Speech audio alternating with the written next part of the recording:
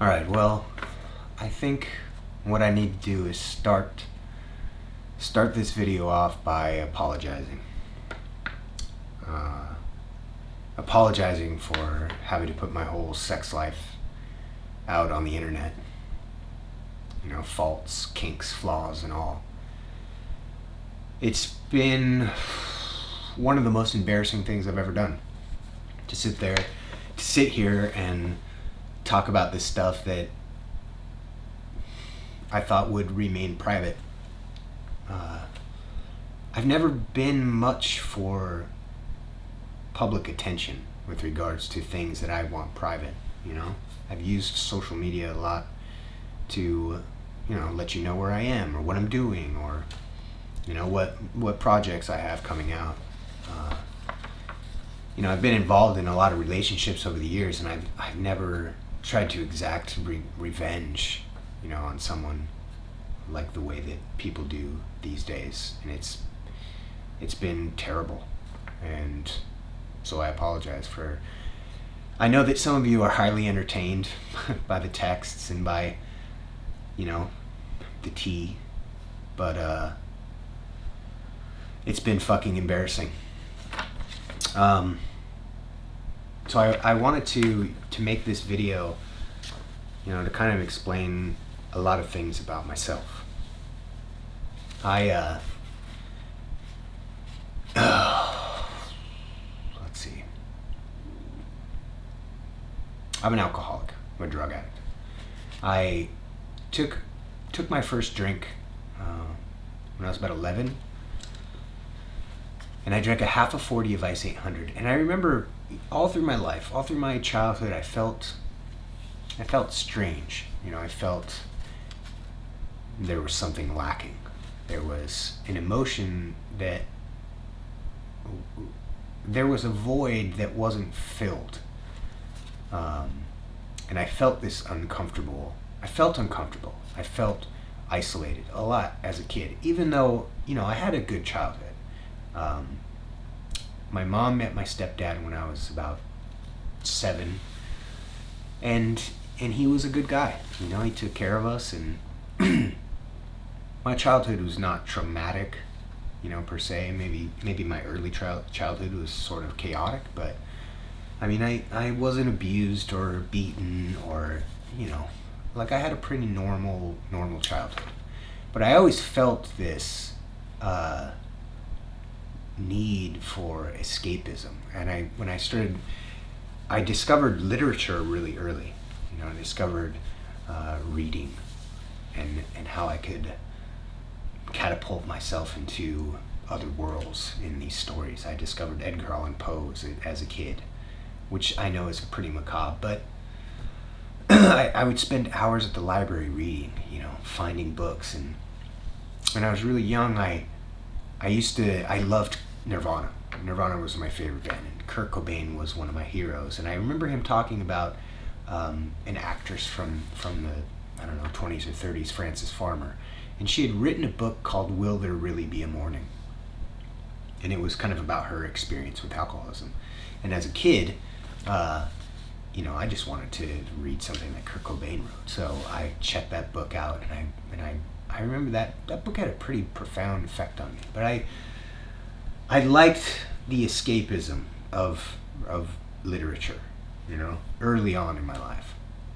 When I discovered alcohol, when I took that first drink of that shitty malt liquor, what I found was a real solution to my problems. I discovered that this is the way that I want to feel all the time. It gave me confidence. It gave me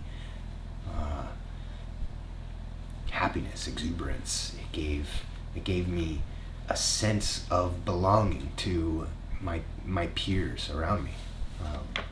And I knew, I come from a long line of alcoholics. My father was an alcoholic. His father was an alcoholic. My uncle was an alcoholic. Alcoholism has killed everyone in my family. So, as an adolescent living in the suburbs of Seattle, in the midst of this excitement, I discovered more about myself, by the substances that I was using. And my addiction progressed quickly. And by 17, I was homeless and had been in jail a bunch and couldn't stay out of trouble, couldn't stop going to rehab, and things were bad.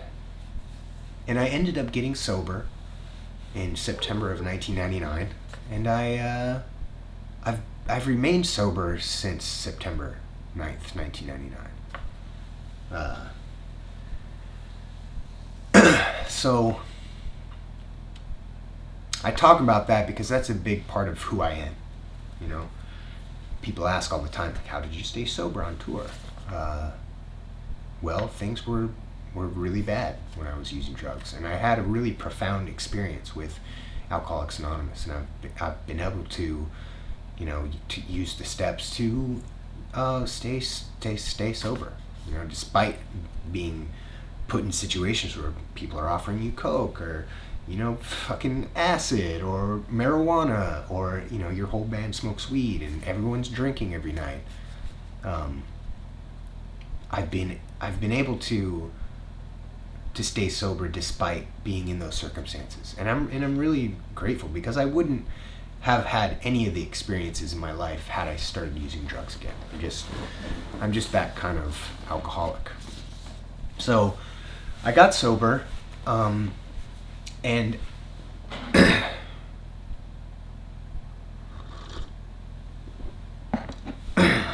let's see, after I got sober, I was working a job in Seattle. I was working a dishwashing job.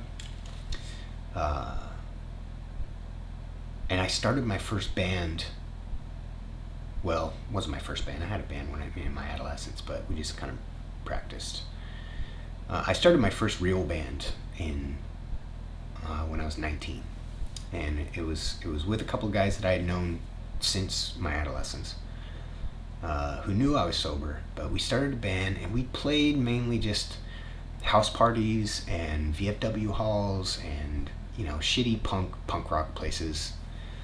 And I met my now my ex-wife when I was 19. I met her at a house party. And I remember walking up to her, and I remember telling her that she was the most beautiful woman I've ever seen. And I asked for her number, and she didn't give it to me. She told me that I could get it from one of her friends. And I did, and I called her, and I started dating her, and it was awesome. It was the first time I really was in love. Very first time. Because before that, I'd had partners, but using drugs and stuff, man, drugs was the love of my life, using and drinking. So now I'm sober. I've been sober, for a year and a half or so, and she's also 19, and she's beginning college. And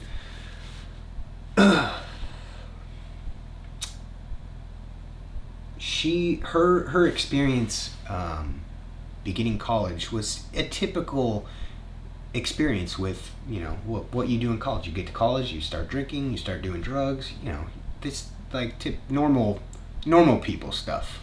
Where I had kind of gotten all that stuff out of the way when I was a teenager. She's like just beginning the adult experience, and that it affected me in a way that was hard to deal with. I'm 19 years old, I'm playing in this band, I'm going to AA, I'm trying to be sober, I'm trying to, help people in AA, and I'm trying to do the right thing and not shoot fucking heroin anymore. And I have this girl that I totally love, but she's partying all the time. So, it got to a point where instead of sitting her down and saying, hey, this is affecting my life and I can't continue on, I just fucked this other girl, and I knew she would find out, through the grapevine, and I kind of did it on purpose to sabotage our relationship, because I was too much of a coward to tell her that, this shit was affecting me. So we broke up, and that was like a big deal for me in my life. That was a hard thing to get through. I'm 21 years old. I'm still sober. I still remain sober. But a lot of the people that were in my life thought I was a fucking scumbag. and I was, and that relationship ended, and then I went.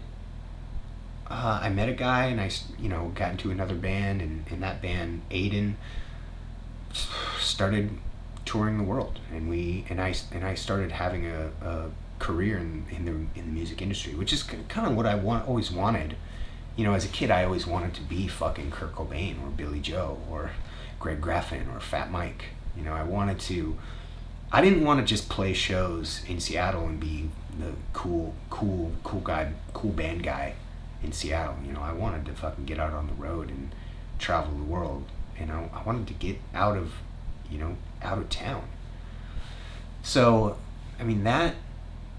that band gave me a lot of experiences that I never thought I would have. We sold a shitload of records. We got signed to a big label. We did all these huge festivals. We I kind of fulfilled a lot of dreams that I never thought I would get to fulfill. But that's the life that I wanted.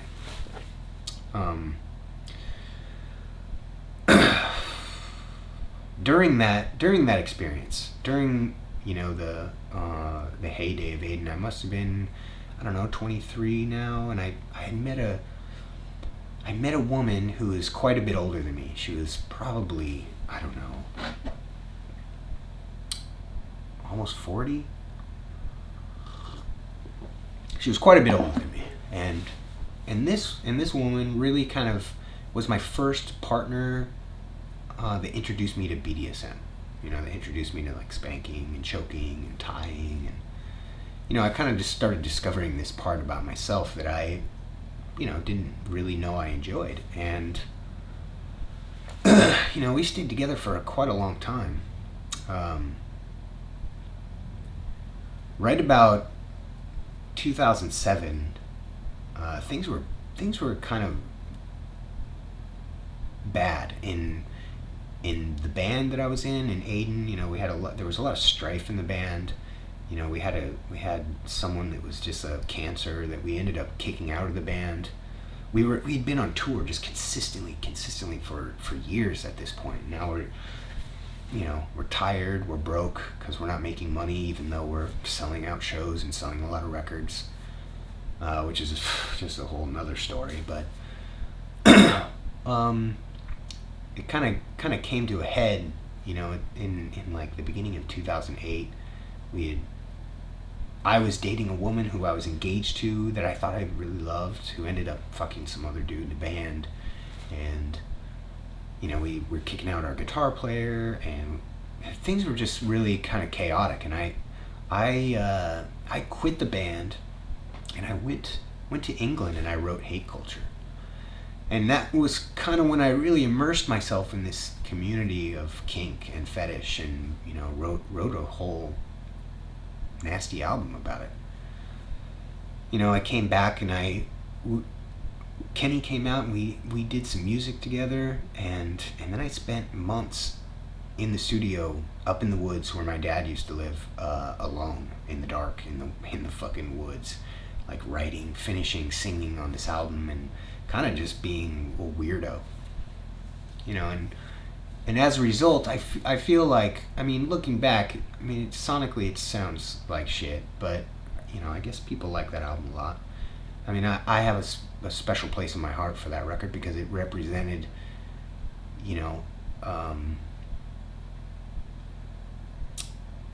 a lot of hope. Like I was severely depressed, and that album kind of, making that record kind of saved my life.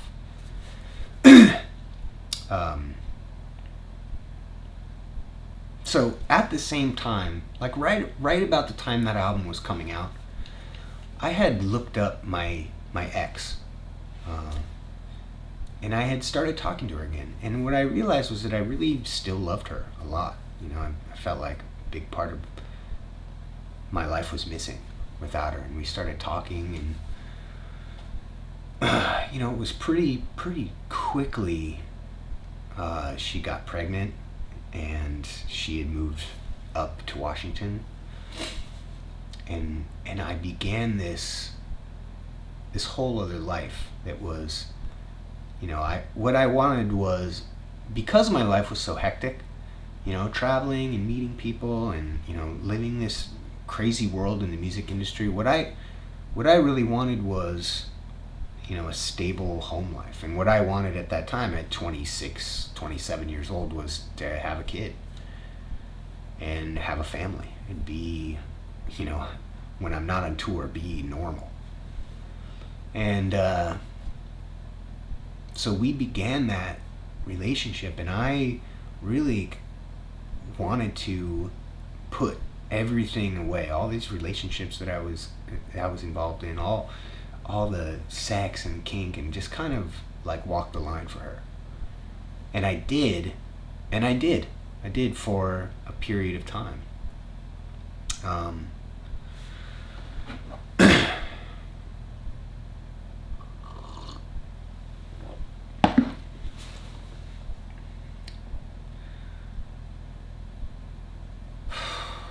I mean, early on in our relationship, I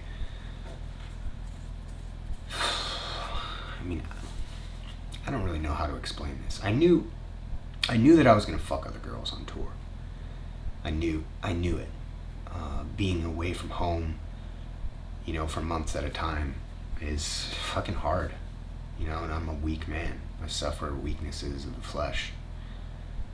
And so we talked about, maybe it would be okay if we had an open relationship, where, it wouldn't matter because sex was just sex, and at the end of the day, I was going to come home to her. And that worked for a period of time. And I enjoyed my life at home. I worked hard to provide for her and for my son.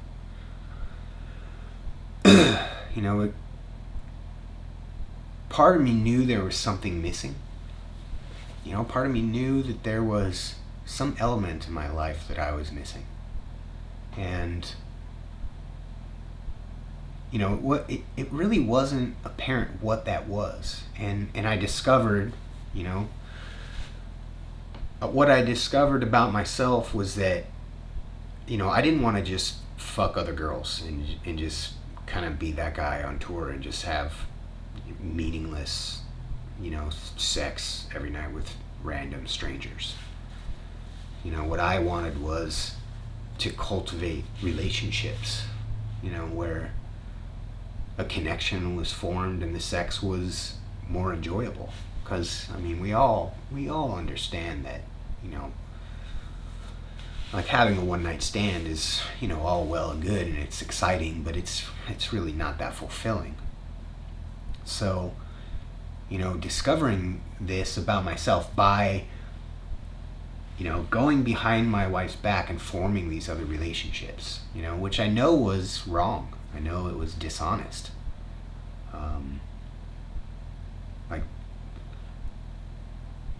being polyamorous in that situation where, I had this life that I worked for, this ideal for what I wanted in my life, and what I really, really wanted was to raise a son and give him a life that I didn't have. Because even though I had a great childhood, my stepdad was awesome, my real dad wasn't a part of my life at all.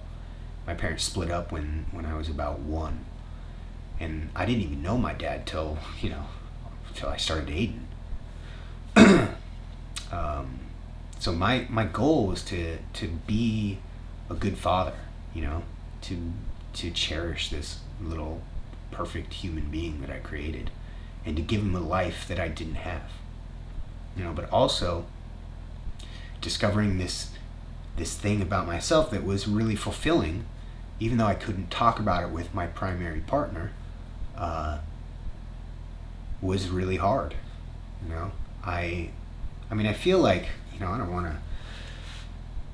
don't want to compare it to, like coming out, being gay or something, where it's in the 80s where it's so dangerous and you get ostracized. Like, it's not comparable to that. Or,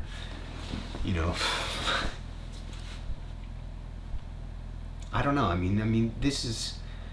It's taken me, I'm 37 now. It's taken me like almost 36 years to discover and be honest about the fact that I can love multiple people at the same time.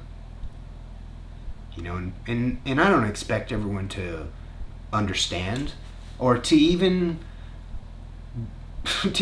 support that. It's not regular. I'm not a regular person.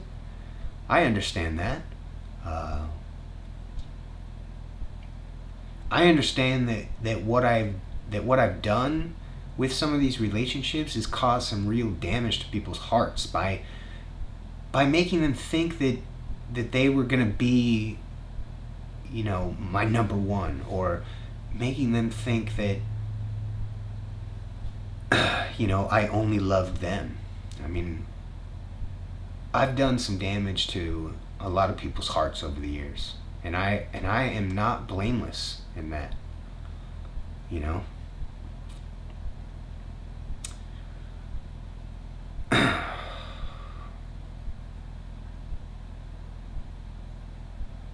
So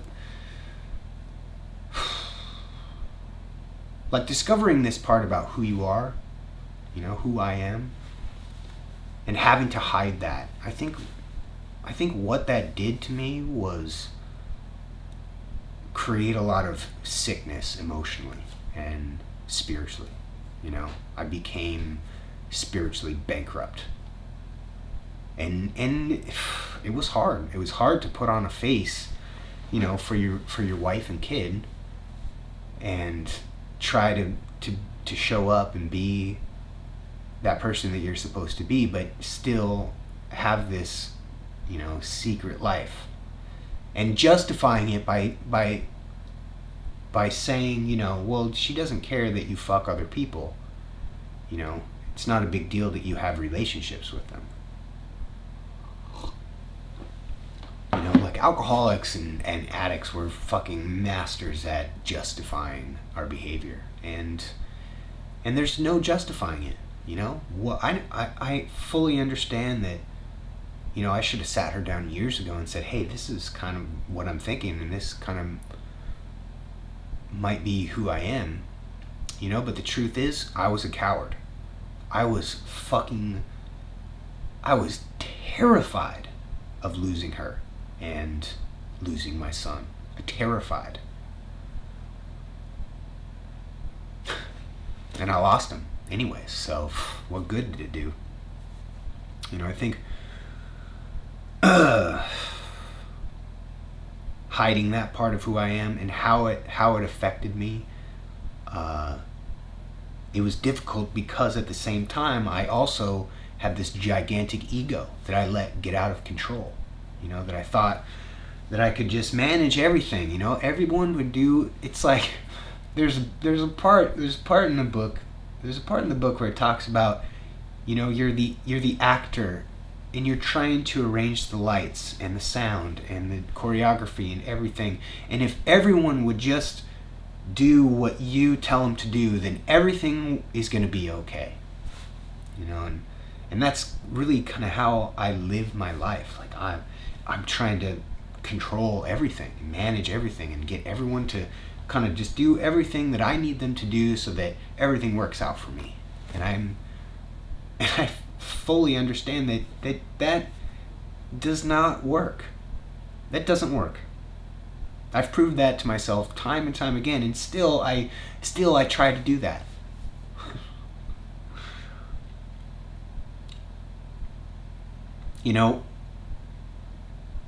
I knew that in, I don't know, it must have been about 2016 when I was writing Revelations. I knew that my life was getting out of control. My secret life was getting out of control. And the truth is, I invited these women into my life.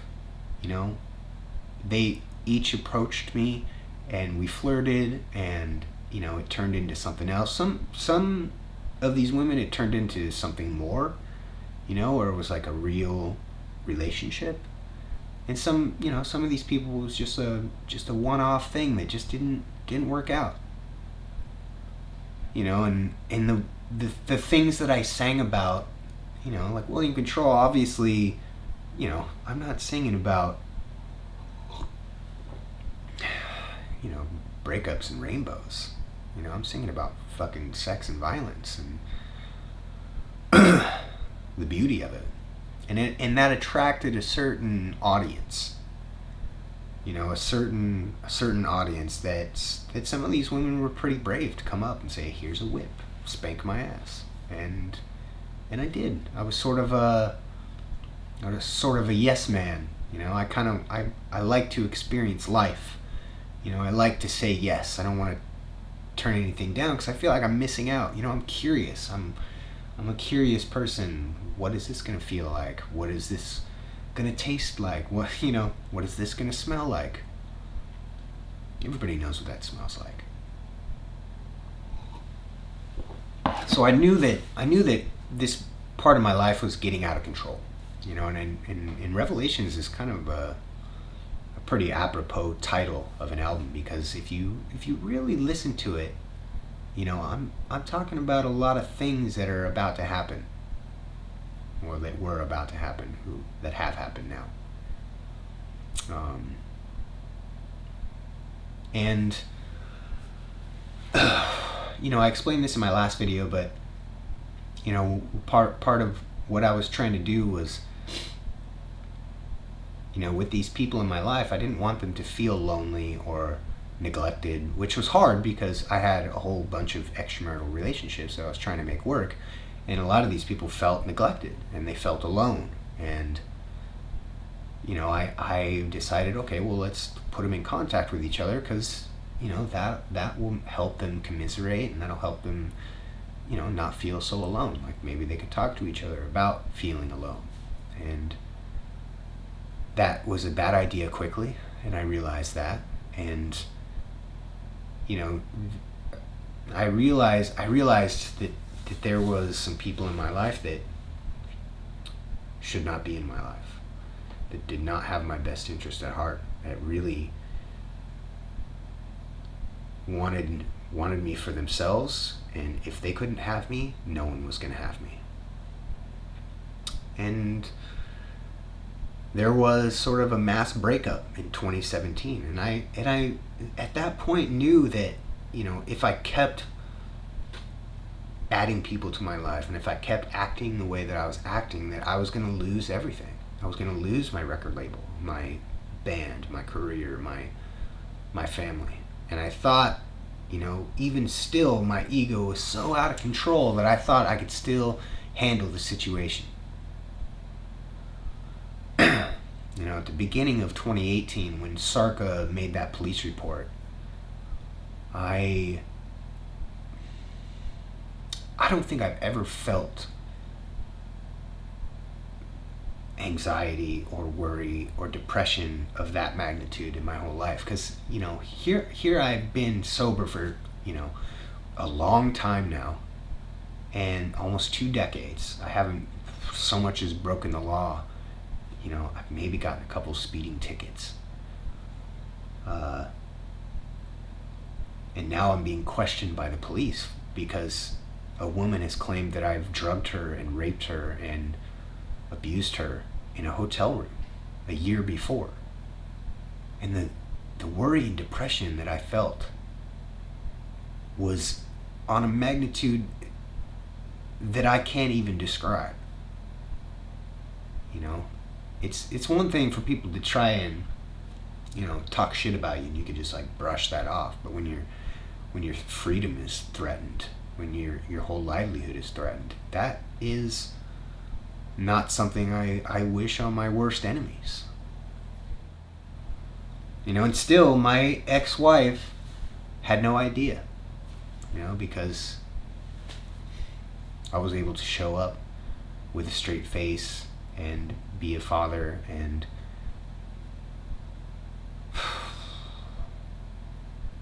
lie. I was able to lie. And it was fucking tearing me apart inside.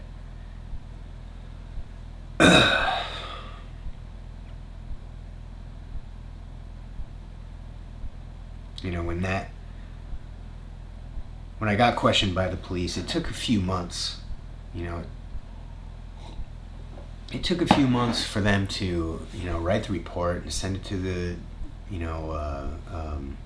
district attorney or the state of Washington. And it took a few months for them to decline to file charges. I mean, obviously, with the evidence that I have, the truth of the matter, the videos, of course they're not going to file a rape charge. It's fucking phony. So I got a lot of relief then, when I found that out. But when they discovered that, they weren't going to file charges, that's when they went to the press. Because, as you saw in those videos, nothing she says can be believed. That she needed not the court of law, but the court of public opinion. And what ensued was exactly what they wanted. They told these stories to the press.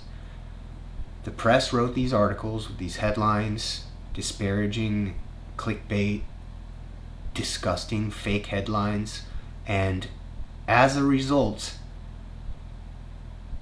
killed everything in my life. Absolutely obliterated everything. And it started off, and my wife was like, "What the fuck is this?" And I'm like, "Well, that's not true. I don't have an underage sex cult. Obviously." But as the stories kept coming out and as the articles kept coming out, then people were contacting her and they were filling her inbox with nonsense and lies that I've, over the course of the last month, I've proven to be nonsense and lies.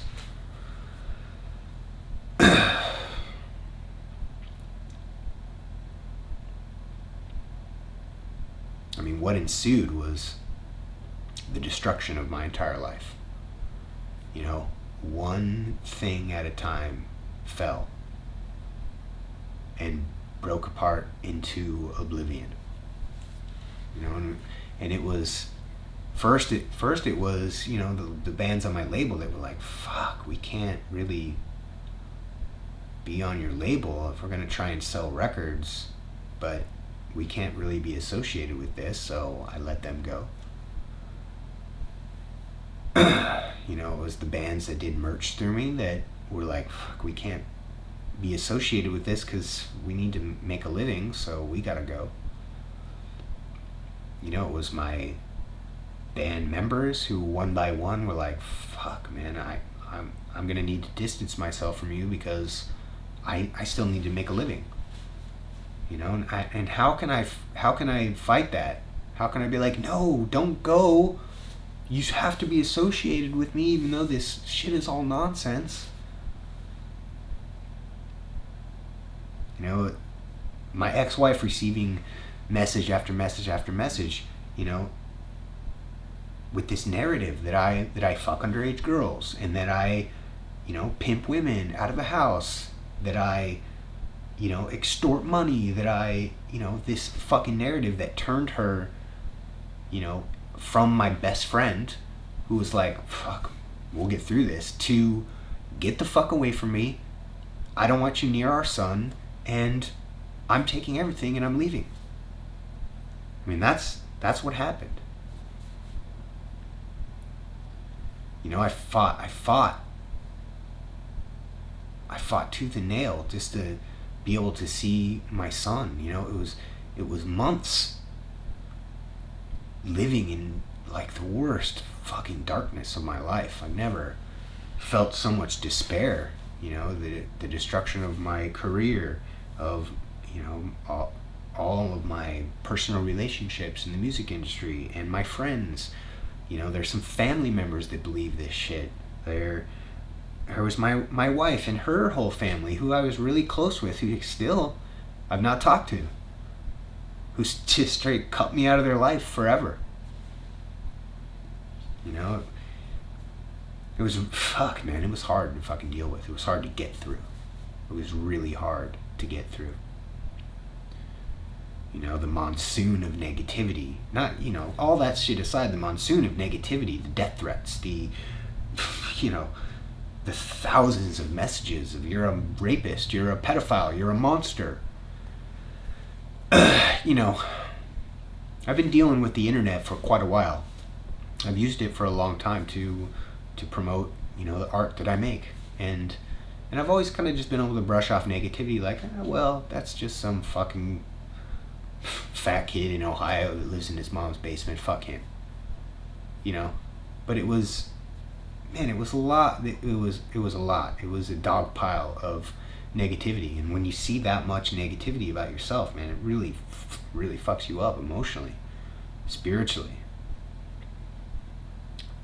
You know, part of the divorce settlement was, you know, part of the divorce was in order for me to see my son, I needed to take a mental health evaluation. You know, I needed to go take a state mental health evaluation, which I did. You know, and I talked about this whole thing. I talked about the press and, you know, my part in what I did, and I talked a lot about everything, about my drug use as a kid, and, you know, they determined that, you know, I had no significant mental issues. I wasn't a mental defective. I wasn't some fucking sexual deviant. I made a lot of mistakes in my personal life, but that's what humans do. We make mistakes. You know, and through you know, some, I don't want to say extensive therapy. I mean, I've been to therapy. I've been going to therapy, and, you know, trying to discover what my issue was really came down to I was hiding and lying about who I am. You know, which a lot of us do. We lie. We cheat. We steal. We're only human beings. It's only now, really, in my personal relationships that I still have, that I'm able to be honest about being polyamorous. You know, and what that looks like for an ideal sex life, and how I can prevent something like this from ever happening again. You know, the other thing about all this press and all this shit that happened was, you know, the music industry was, man, they were quick to fucking drop me. Quick. And I mean, I'm talking about relationships that I've had for years and years, over a decade, with some of these people who are just, that's it. And, you know, part of the reason is they don't want to be associated with something that's, you know, controversial. They want to be able to just make a living and not have a bunch of fucking assholes in their comments on their social media. You know, and the other half are just straight fucking cowards who wrote the stories about me, who believe this shit about me, even though they've been my friend for more than 10 years. I mean, I understand,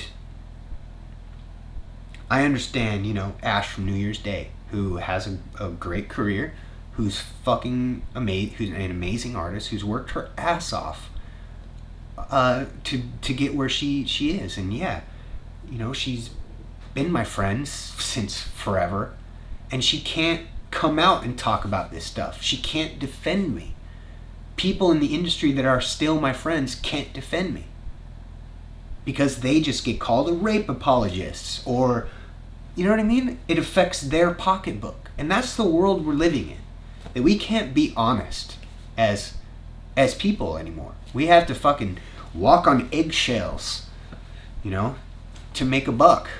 And that's the reality. You know, I have some friends in the music industry that are still friends. I have some friends in the music industry that are straight fucking cowards. You know, but that's life. I mean, what I realize, you know, about this whole situation is who my real friends are. You know, and I don't blame anyone for not wanting to defend me. Although, if this shit happened to one of my friends, I wouldn't fucking defend them, because fuck this shit. Fuck this cancel culture that we live in. You know, it's been difficult to navigate through this world and this life. You know, there's no roadmap for how I want to live my life. I mean, we get told that our, you know, love means that you only love one person for the rest of your life, and that's love forever. That's what we're told. You know, it's written about in movies, it's written about in books, in plays, you know.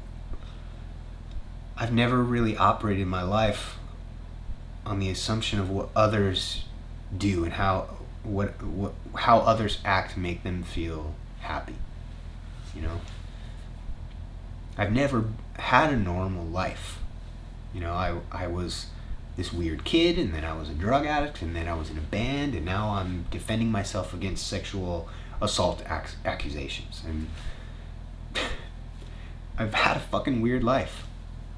It's been interesting. I've had a lot of great experiences. You know,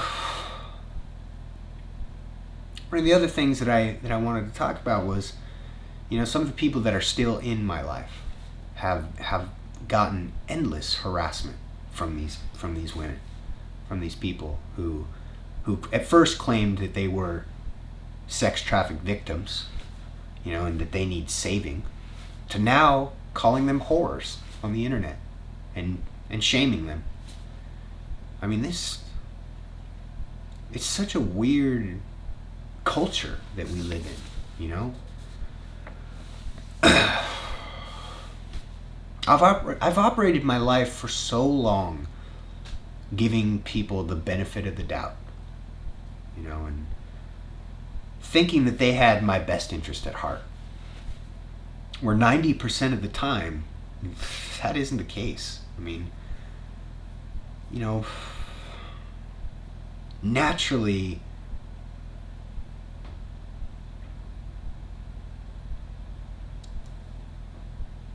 we have natural instincts to protect ourselves, you know, and this cancel culture we live in has changed the whole definition of, you know, what it's like to be a man and a woman in today's society. I mean, this weaponization of the Me Too movement has gotten hijacked by people who are bitter and want attention. You know, I've seen it since I started releasing these videos. I've gotten, man, hundreds of messages from people, men and women, who say the same thing. You know, I've started watching your videos, and I can't say how it's helped me to come to understand the situation that I'm in. You know, my significant other, or I've been accused of this misconduct or that misconduct, even though it's phony. You know, and there's nothing that I can do. I mean, this is not. I'm not unique in this situation.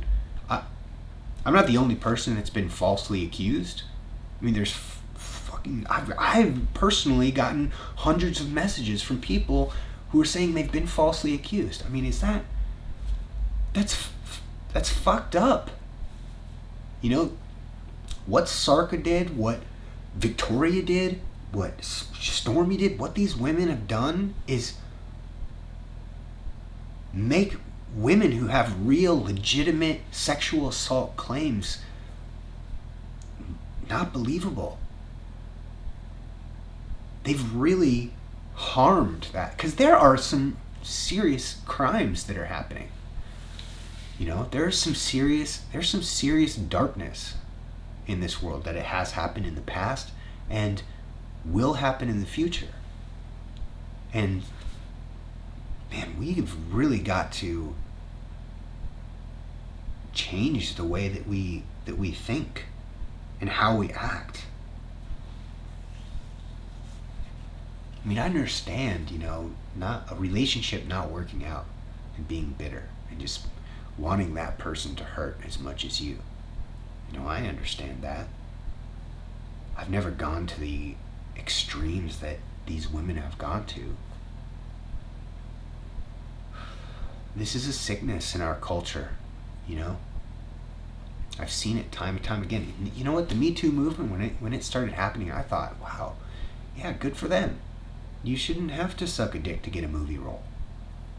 You know? I thought it was a pretty noble cause. I never thought that I would get Me Too'd.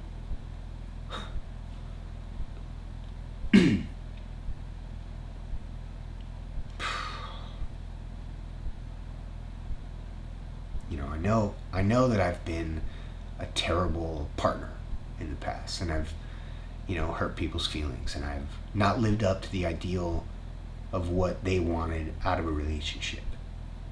And it's been hard to be honest, and it's been hard to, navigate all this stuff, and I understand that really my dishonesty destroyed everything. It wasn't Kate. I mean, I can't give them that much credit. I mean, had I not gotten involved with them, none of this would have happened. I understand that. I'm not fucking delusional. Had I just been honest at the start with my ex-wife, maybe we could have worked towards, an ideal sex life that worked for both of us, and I would still be together. But I'm not, and I can't change the past.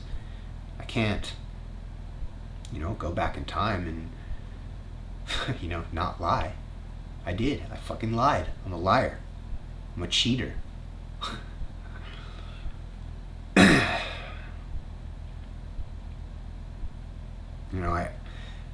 I understand that releasing these videos has been embarrassing for everyone involved, For some of these women, it's been embarrassing to see the truth, to think that they got away with lying about someone, and then to have the truth be presented has to be embarrassing. And I'm sorry for embarrassing you. I just couldn't sit here for the rest of my life and just let people think that I was this monster that you made me out to be. Because I'm not. You know that I'm not. That's why you fell in love with me, because you knew I wasn't a fucking abusive asshole. I loved you in a way that you've never been loved in your life.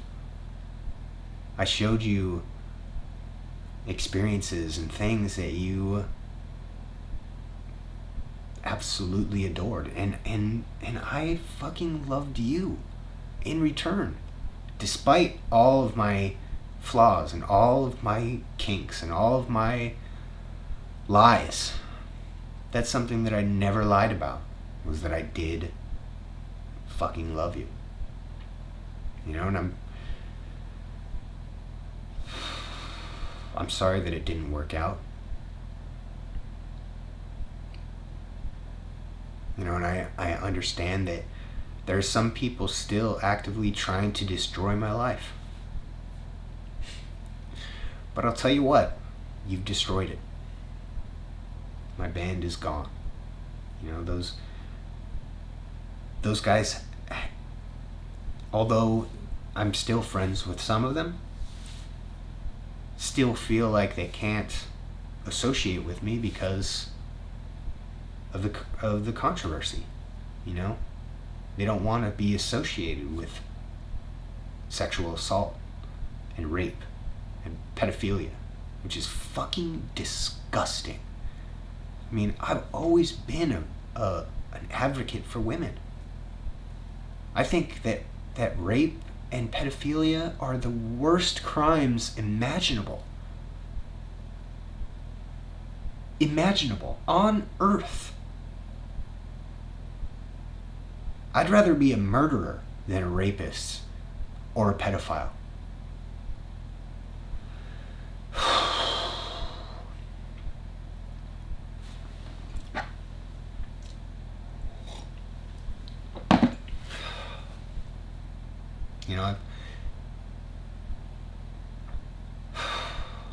Yes, this was a fucked up experience for me to go through. And you know what? I've been in some relationships that didn't end well. And it fucking sucked. I've also had some really, really beautiful relationships and some really beautiful experiences in this world, discovering kink and BDSM, and sharing that with someone who's equally as interested. And there are some people out there that can attest to that. I mean, for all these stories that you've heard of all this nasty shit, I mean, there's a lot more there's a lot more women who had positive experiences with me. There's I don't want to go into the depths of my shaggery, but we've really just kind of scratched the surface. It's not a crime to be a Casanova. It's not a crime to be a Wilmot. It's not a crime to be a serial cheater. It's not a crime to enjoy flesh, to enjoy the pleasures of the flesh. It's not a crime to enjoy life. At all. It's not a crime. And it's okay. It's okay to be who you are in this world, and it took me a long fucking time to come to terms with that, to come to terms with, who I am and what I need and how I want to conduct myself going forward. I've taken a lot of time over the last year to kind of shape an ideal sex life, for what I want, what I need, and to operate going forward in a place of love and trust and not cause harm or damage or,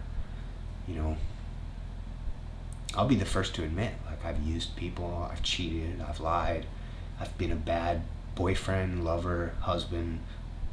I am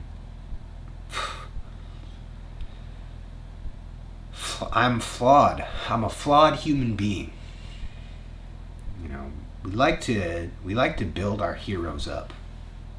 But we love it even more when we get to watch them burn. When we get to watch them burn into oblivion. And I don't know if that's, I don't know. People just love gossip. They love a dumpster fire, and that's what my life's been over the last year. Fucking dumpster fire. It's like we place these rules in opposition to who we are as a natural species. We lie, we cheat, we steal, we're prideful, we're envious, we're angry when we don't get our own way. It's as if we live in a time where we're not allowed to make mistakes. If we make mistakes, then we get canceled. You're canceled. Yeah. That's really all we are. We're mistakes. We're just mistakes. Living on a fucking rock, flying, hurling through space, whirling into a destiny of nothingness. Trying to make it, trying to live a good life. What defines us really is how we learn from those mistakes and move on and be better.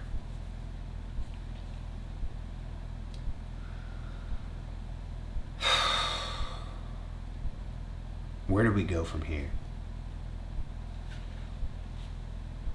I don't know. I don't know where we go from here. I've had a plan for my life for years. This is where I'm going to be. This is where I'm going to go. This is what I'm going to do to get there. This is the first time I've not had a plan for where I want to go. The only thing that I'm doing right now is the next indicated thing. I'm continuing therapy. I'm really active in Alcoholics Anonymous. I'm trying to do as much work there as I can. It's fucking saved my life again. Had I not had that program, I probably would have drank, and if I drank, I probably would have died.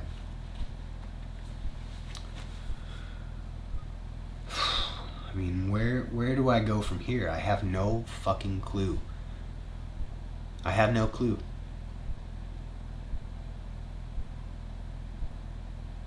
Right now, I'm trying to, I'm in a massive amount of debt, that I've accrued over the years. The lawyer fees alone. I mean, I'm in so much fucking debt, I'll never be able to get out. So I'm gonna sell a lot of things that, well, not a lot of things, but I don't really have a lot left. But I'm gonna sell some stuff. I'm gonna move here soon. People who've ordered Hate Culture, it's coming. It takes a long time to make vinyl. Probably be here in the next few weeks though, so I'm gonna make sure and get those out. And going forward, fuck, I have no idea. Am I gonna make another record? Am I gonna start a porn company? Am I going to be a bricklayer? I have no fucking clue. I know that what these people wanted was to completely destroy my life. And that's exactly what they got. My life will absolutely never be the same again. And maybe that's a good thing. Maybe it's good that I don't have to hide who I am anymore. Maybe it's good that I discovered who my real friends are. Maybe it's a good thing that I discovered what sort of industry I'm really in. And it's definitely a good thing that I've gotten rid of a lot of people in my life that didn't have my best interest at heart. So I have to say, again, I apologize for the disgusting fucking text messages and the fucking embarrassing stories. I never wanted any of that stuff to come to light. It's fucking disgusting, man. I understand I'm disgusting.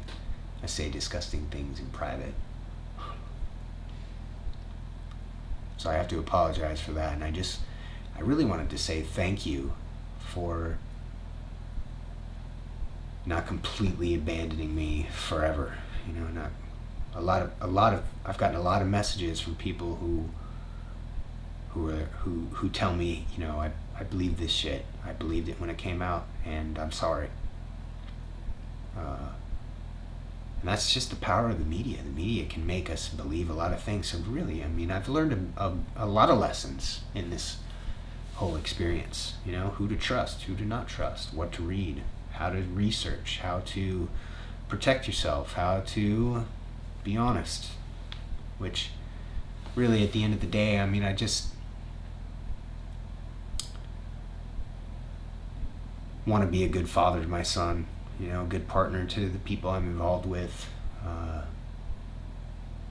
And going forward, I want to be happy, which kind of we all just want to be happy. But so thank you. Thanks for watching these videos.